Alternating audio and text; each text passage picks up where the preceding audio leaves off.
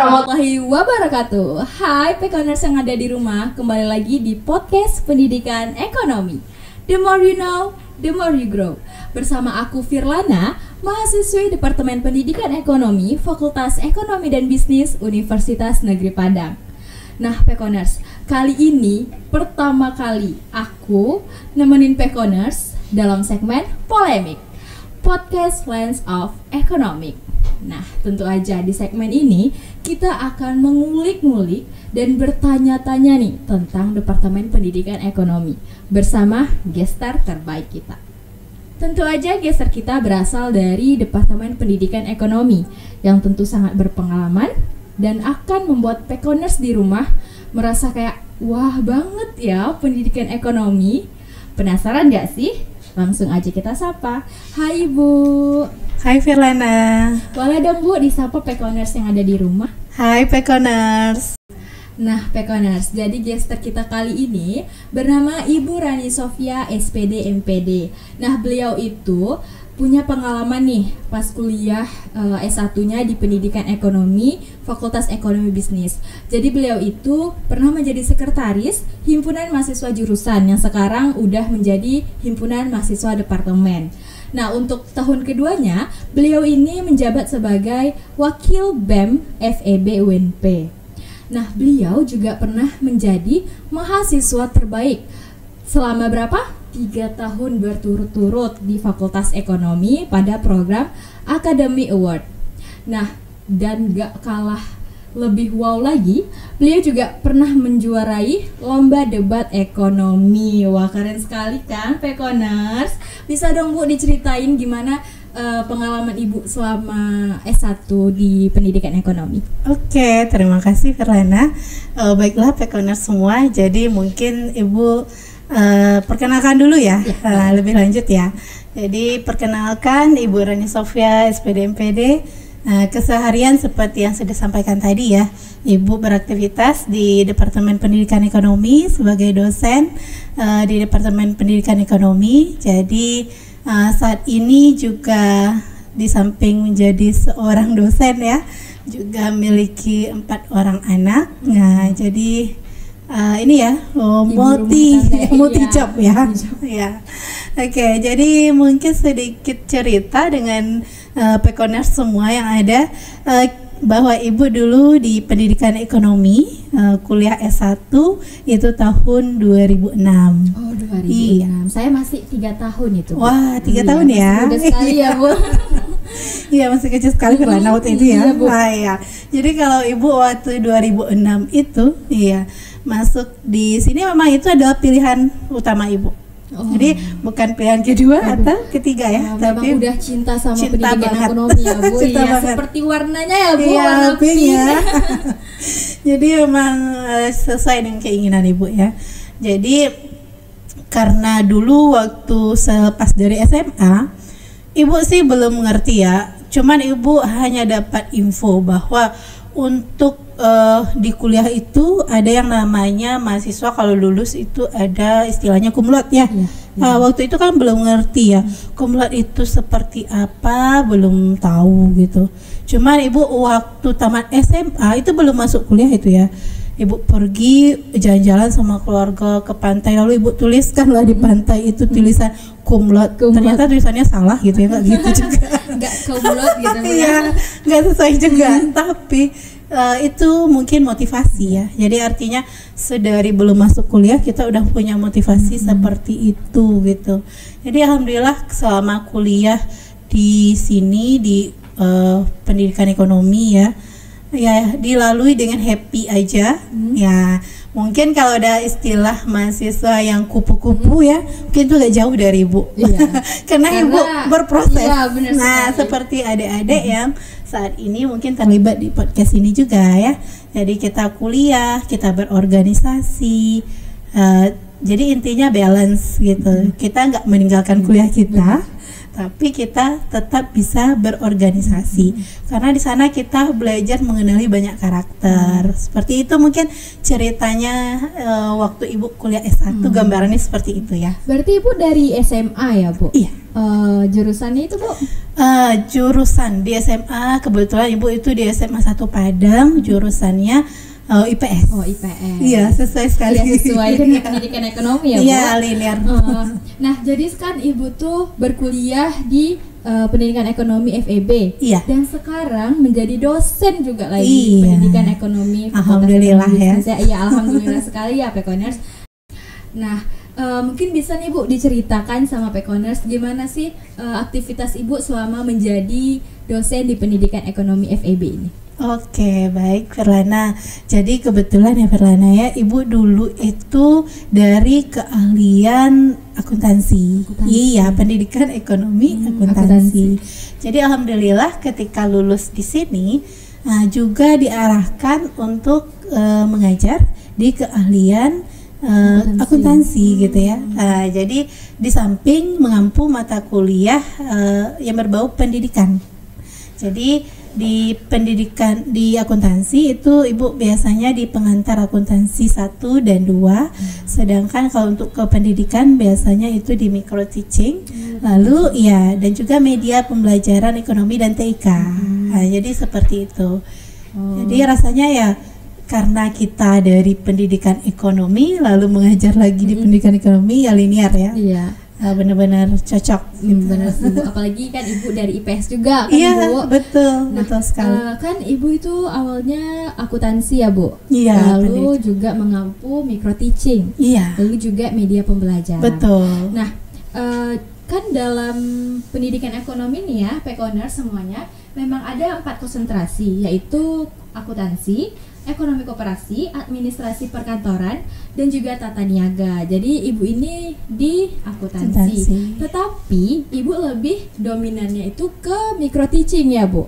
Ke media pembelajaran. Iya, media pembelajaran juga gitu.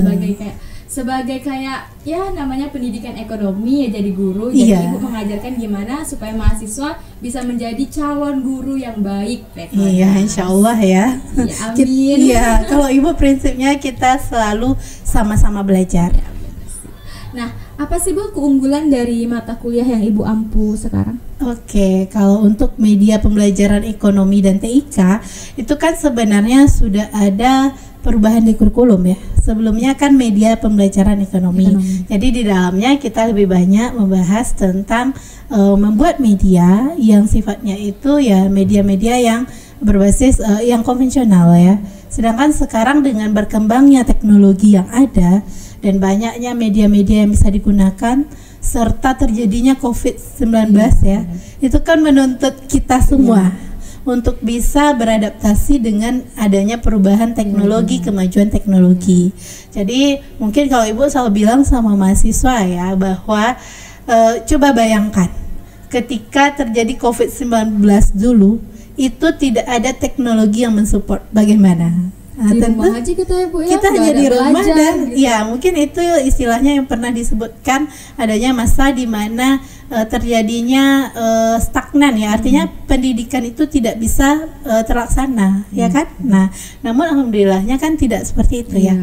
Teknologi sudah berkembang, kita sudah tahu adanya WhatsApp ya, lalu ada berbagai aplikasi yang bisa digunakan dan juga ada akses internet. Nah, jadi ya di mata kuliah teknologi kita ini gitu ya, di mata kuliah media pembelajaran TIK ini ya, itu yang kita coba sampaikan ke mahasiswa kita, di mana kita sama-sama belajar untuk membuat media pembelajaran yang sudah menggunakan teknologi walaupun dengan alat dan media yang sederhana yang dimiliki oleh mahasiswa. Nah, jadi nggak harus selalu nih harus dengan laptop canggih, enggak.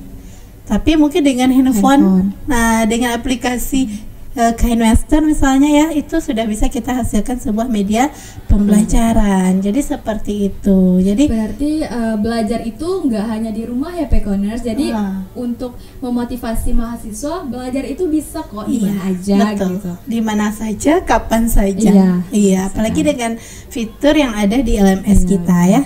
Jadi itu memungkinkan sekali untuk mahasiswa belajar dari mana saja dan kapan saja. Makanya itu juga mahasiswa untuk menjadi guru ini agak sedikit dituntut kreatif ya Bu. Betul. Agar siswanya tidak boring saat belajar Betul. gitu ya Bu. Apalagi nih kalau Ibu suka bilang sama siswa seperti ini ya. Istilahnya mereka itu dihadapkan kepada siswa-siswa yang generasi bangun tidur udah dengan teknologi. Jadi yang mereka lihat di dalam handphone mereka jauh lebih menarik ya. Kalau kita tidak mampu menghadirkan yang menarik seperti yang ada di handphone mereka, tentu mereka tidak akan mengikuti kita gitu ya. Karena pembelajarannya membosankan bagi mereka. Jadi marilah gitu ya, kita berupaya untuk senantiasa belajar, karena yang namanya teknologi itu pasti nggak ada mahirnya. Artinya kita mungkin mahir untuk saat ini, tapi dengan adanya perkembangan kita harus selalu belajar gitu ya. Karena memang zaman itu terus berkembang ya Bu. Betul. Jadi kita belajar terus. Jadi cara Ibu membekali mahasiswa itu dengan kompetisi apa nih Bu? Ya, kalau di mata kuliah media, mahasiswa biasanya kita minta untuk menghasilkan produk-produk ya. Produk-produknya itu karena dia kan proyek ya. Jadi seperti media pembelajaran, di mana mereka menjadi guru yang memaparkan melalui sebuah media ya, video pembelajaran gitu ya, yang dirancang sedemikian rupa, yang dalamnya mengandung unsur seperti adanya visual, lalu teks gitu ya, multimedia lah. Dan kalau bisa itu memang multimedia yang bersifat interaktif gitu. Jadi itu proyek yang mereka buat gitu ya. Jadi di samping itu juga biasanya membuat e-modul, dan juga nanti tetap kita menghendaki mahasiswa untuk bisa menghasilkan media dengan bahan-bahan kertas. Tetap juga kita harus berikan mereka edukasi seperti itu. Karena apa? Karena kita tidak bisa menjamin selamanya mereka akan mengajar di sekolah yang fasilitas lengkap, ya kan? Jadi bisa di fasilitas lengkap bisa, untuk yang manual juga bisa. Betul, gitu. Ya. Nanti kan seperti teman-teman yang sudah lulus SM3T ya. Kadang-kadang mereka harus mengajar ke daerah yang terpencil dengan fasilitas yang minim. Kalau mereka udah terbiasa dengan teknologi, tidak punya kreativitas untuk menghasilkan yang sifatnya konvensional, kan susah juga ya. Wow, berarti memang mata kuliah Ibu Ampu ini skill sendiri ya Bu untuk mahasiswa pendidikan ekonomi menjadi guru agar lebih kreatif, lalu inovatif juga Bu. Betul. Dan tentunya bisa menggunakan teknologi gitu ya Bu. Iya, betul. Karena memang teknologi itu makin hari itu makin sangat berkembang. Berkembang. Ya, Bu. Sekarang ini banyak sekali fitur-fitur bisa dimanfaatkan gitu ya. Sekali. Nah nih Bu, manfaat dari mata kuliah yang Ibu Ampu ini apa sih Bu? Ya. Di samping dari guru ya Bu, untuk guru kehidupan. Ya. Oke. Jadi kalau untuk calon guru otomatis akan mempersiapkan mereka untuk bisa menjadi guru yang profesional ya. Yang memiliki kemampuan untuk merancang media pembelajaran yang menarik. Tapi di sisi lain juga mereka karena sudah terbiasa dengan teknologi ya, juga bisa diterima barangkali di dunia kerja, karena mereka akan punya skill untuk membuat media seperti flyer promosi misalnya ya. Jadi seperti itu. Jadi mungkin ini pengalaman aja, karena pada saat kita ada mahasiswa inbound dari kampus lain dengan bidang yang berbeda gitu ya, mereka lebih ke manajemen pemasaran ya di mata kuliah ini masuknya gitu ya. Kita minta mereka mengerjakan itu seperti menyediakan media-media untuk promosi produk gitu. Barangkali skill-skill seperti itu tentu nanti pada saat mereka mungkin bekerja tidak di dunia pendidikan ya, bisa mereka manfaatkan karena mereka udah terbiasa tagihan tugasnya seperti itu gitu ya. Jadi kan mereka udah terbiasa berpikir untuk kreatif gitu ya, seperti itu. Wah, berarti selain menjadi guru juga banyak juga ya Bu profesi-profesi lain yang nantinya mata kuliah yang Ibu Ampu ini berguna ya Bu untuk mereka. Kalau boleh tahu itu contohnya apa aja sih Bu? Iya, seperti ini ya, misalnya mereka yang bekerja di pemasaran barangkali pemasaran ya. Karena kalau sekarang justru kita lihat kan peluang kerja yang berbasis internet, basis kemampuan skill editing itu kan banyak ya. Iya, Bu. Nah, seperti konten kreator gitu ya. Seperti jadi kan podcast ini ya Bu. Ya. Jadi kan butuh ya skill-skill yang bisa mereka terapkan yang diperoleh dari mata kuliah media ini. Ya, Seperti benar itu. sekali. Memang sangat banyak ya Pekoners. Jadi media pembelajaran yang mata kuliah yang diampu oleh Ibu Rani Sofia ini bukan hanya untuk jadi guru, tapi mungkin untuk usaha, biar usahanya lebih menarik ya Iya, Bu. Jadi betul. bisa digunakan. Wah, nah Bu, jadi Fir kepo nih Bu. Mungkin Iya. Pekoners juga kepo ya. Nah selama Ibu menjadi dosen nih, boleh nggak sih Bu, Fir dan Pekoners tahu karya-karya apa aja sih yang udah Ibu hasilkan selama menjadi dosen? Karya ya. Iya. Oke. Barangkali kalau untuk karya, karena ini ya di pendidikan ekonomi itu cukup produktif juga ya, bukan ibu sendiri sih ya, karena kita sifatnya Ya, itu tim. seluruh Jadi, dosen ya Bu? Iya, tim dosen itu biasanya kita membuat buku ya.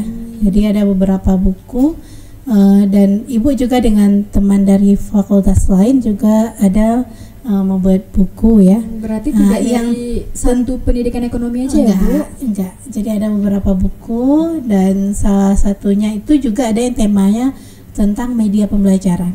Iya.